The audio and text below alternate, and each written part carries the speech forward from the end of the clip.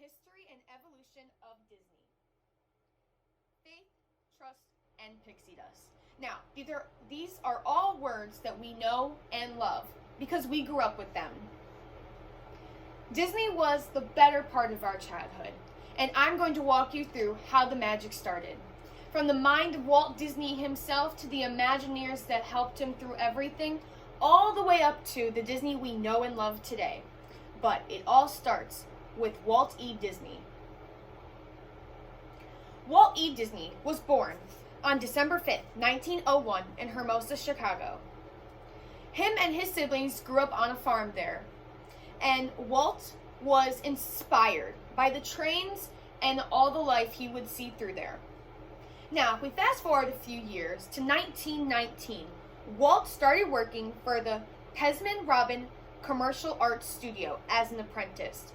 And as time went on, he grew to become an actual animator where he got paid for his drawings.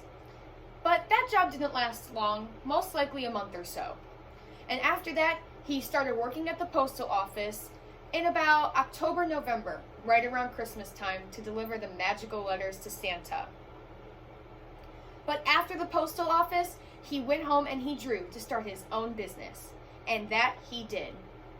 He started business in 1920 with Ub Iwerks, and they created Iwerks and Disney. That didn't last very long either. Iwerks left, and Disney started working as an animator for the Kansas film ad. There he created animations, but he didn't really like how stiff the animations were. So he came up with a new way, and that new way created the Laugh-O-Grams. With his Laugh-O-Grams, his one in particular, Mama's Affair, he took to the Kansas theater, and they loved it so much, they played it. With the money from that animation, Disney bought a Universal camera and a rental space so that he could do more work. But the Laugh-O-Grams also didn't last long either. They went bankrupt. So Disney took him and some of his staff all the way to LA, where he then wrote Margaret Winkler and told her the Laugh-O-Grams were no more. But on September 7th, when she wrote him back, she said, "You are just way too funny." And she offered to pay him $15,000 for each animation he sent over to her. So him and his Imagineers went to work. Now, the Imagineers were more than just animators. They created characters that we know and love, like Snow White, but they also created the Disneyland Castle. With them creating that, Walt wanted to create Disneyland. So he had to start another business. It was WED Enterprises. In WED Enterprises, there was a worker named John Hench. He's worked for Disney since 1939. And Walt told him, "You're going to be working on Disneyland." And he had no choice. He was the first Imagineer. With building his magical land for both family and friends, along with adults and children, the architectures weren't cutting it for him. So Walt hired art directors, and those art directors became the first Imagineers that we know and love today.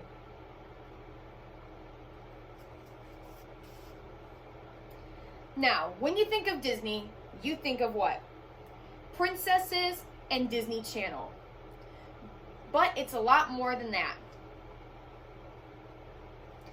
With the progression of Disney Channel from Snow White all the way to Anna and Elsa is immaculate.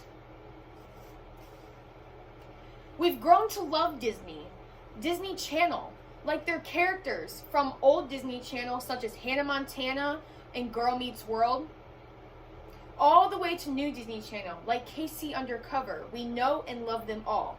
And Disney has even expanded. They've created other channels like Disney XD and Disney Junior. And with those being made, recently in 2019, Disney created Disney Plus, where we can watch all of our favorites and all of the classics. With Disney still expanding to the day with brand new movies and Disney Plus, Disney is the second largest company in the world. And finally, to leave off this magical tale, I'll leave you with this.